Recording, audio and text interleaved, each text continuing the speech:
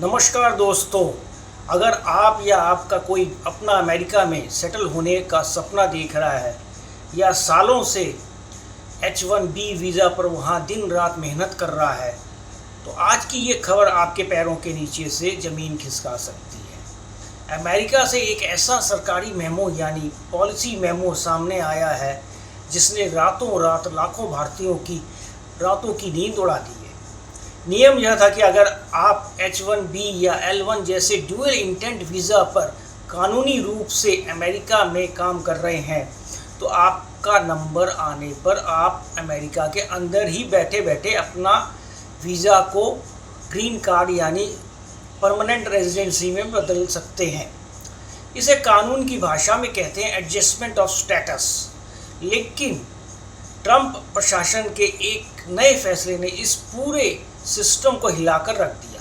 अब अमेरिकी सरकार कह रही है कि अमेरिका के अंदर रहकर ग्रीन कार्ड पाना बल्कि एक ग्रीन कार्ड पाना आपका अधिकार नहीं है, बल्कि एक एक्स्ट्राऑर्डिनरी डिस्क्रिशनरी बेनिफिट यानी एक बहुत बड़ा विशेष अधिकार या सरकारी कृपा है। और सरकार चाहती है कि आप ग्रीन कार्ड के लिए अमेरिका के अंदर अप्लाई ना करें, बल्कि अपना बोरिया बिस्तर समेटें और भारत आएँ और यहाँ के अमेरिकी दूतावास यानी USA कंसुलेट की लंबी लाइनों में लगकर इंटरव्यू दें। चलिए इस पूरे खेल को जरा आंकड़ों के चश्मे से समझते हैं ताकि आपको समझ आए कि ये मामला कितना गंभीर है।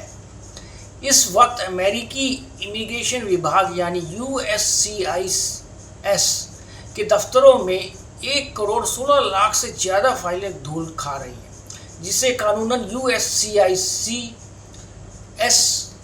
बैकलॉग कहा जाता है। पिछले 10 साल में ये वेटिंग लिस्ट 3 गुना बढ़ चुकी है। आंकड़ों की बात करें तो 5 लाख से ज़्यादा लोग एम्प्लॉयमेंट बेस्ड ग्रीन कार्ड की लाइन में लगे हैं। वहीं करीब 3,73,000 से ज़्यादा लोग अपने वर्क परमिट यानी EAD एप्लीकेशन के अप्रूवल का इंतज़ार कर रहे हैं। सबसे डराने वाली बात यह है कि इस वक्त वर्क परमिट का रिजेक्शन रेट यानी FAD डिनायल रेट बढ़कर 13.6% हो चुका है, जो पहले के मुकाबले सीधे 2 गुनी रफ्तार से बढ़ रहा है। सोचिए, पहले से ही लाखों लोग इस लाइन में लगे हैं और सबसे बड़ा झटका तो भारतीयों को लगा है। अमेरिका के एक पुराने कानून के मुताबिक किसी भी एक देश को कुल ग्रीन कार्ड का 7% से ज़्यादा हिस्सा नहीं मिल सकता, जिससे कंट्री कैप नियम कहा जाता है। इसका नतीजा यह है कि आज अमेरिका में केवल उन भारतीयों की फाइलों का नंबर आ रहा है जिन्होंने साल 2012 में अप्लाई किया था, यानी पूरे 14 साल की लंबी वेटिंग के बाद उन्हें ग्रीन कार्ड मिल रहा है, जिसे इमिग्रेशन की भाषा में प्रायोरिटी डेट बैकलॉग कहा जाता है। और अब इस 14 साल के लंबे इंतज़ार के बाद सरकार कह रही है कि हम आपकी फ़ाइल अमेरिका में प्रोसेस नहीं करेंगे, भारत जाओ। इस पूरे सरकारी आदेश में एक बहुत ही चालाकी भरा फुटनोट भी छिपा हुआ है, जिसे बड़े इमिग्रेशन वकीलों ने ढूंढ निकाला है। वाशिंगटन और फ्लोरिडा के बड़े वकीलों का कहना है कि इस फुटनोट के जरिए सरकार ने साफ कर दिया है कि सिर्फ H1B वीज़ा स्टेटस पर बने रहना अब इस बात की गारंटी नहीं है कि आपको ग्रीन कार्ड मिल जाएगा। अब अधिकारियों का यह खुली छूट दे दी गई है कि वे आपकी फ़ाइल को डिस्क्रिशनरी ग्राउंड्स पर रिजेक्ट कर सकते हैं। कानून की दुनिया में एक डॉक्ट्रिन है जिसे कहते हैं काउंसलर नॉन रिव्यूएबिलिटी। इसका सीधा मतलब यह है कि अगर अमेरिका के अंदर USCIS आपकी फ़ाइल रिजेक्ट करता है तो आप वहाँ की फेडरल अदालतों में जाकर सरकार के खिलाफ मुकदमा कर सकते हैं या लड़ सकते हैं। लेकिन अगर अमेरिकी काउंसलर ऑफिसर ने भारत में बैठकर आपका ग्रीन कार्ड या वीज़ा रिजेक्ट कर दिया है तो आप किसी भी कोर्ट में अपील नहीं कर सकते। उनका फैसला पत्थर की लकीर बन जाता है। जानकारों का कहना है कि इस पूरी पॉलिसी का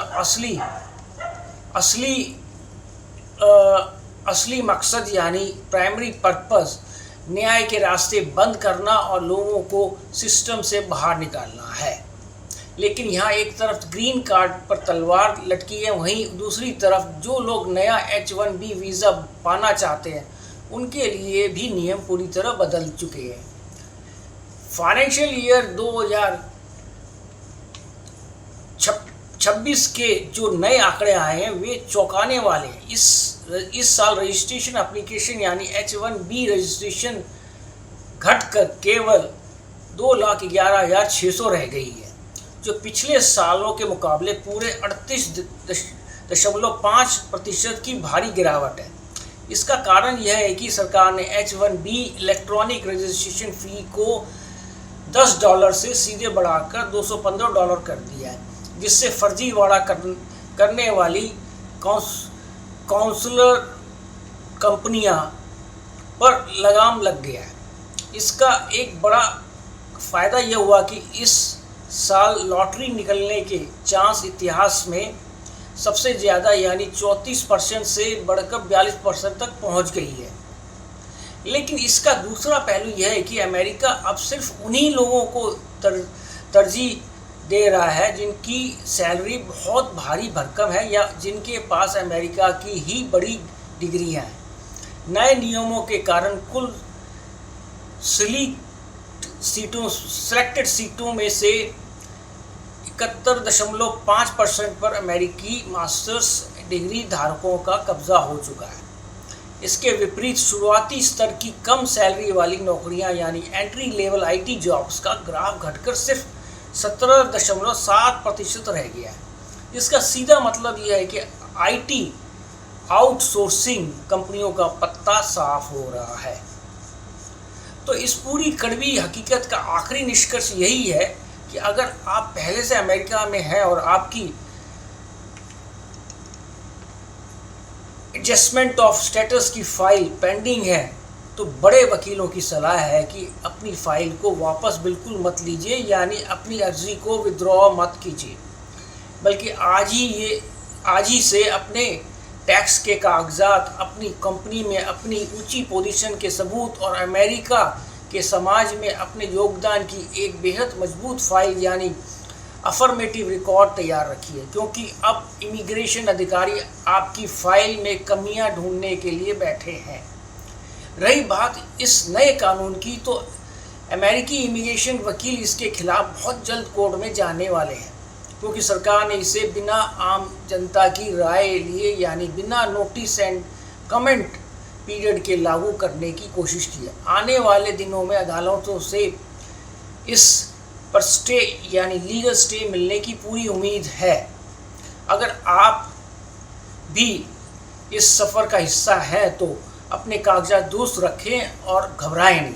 आपको क्या लगता है, क्या अमेरिकी सरकार का यह फैसला जायज़ है? नीचे कमेंट में सेक्शन में अपनी राय ज़रूर शेयर करें। मिलते हैं अगले वीडियो में। नमस्कार, आपका जनीन भारती।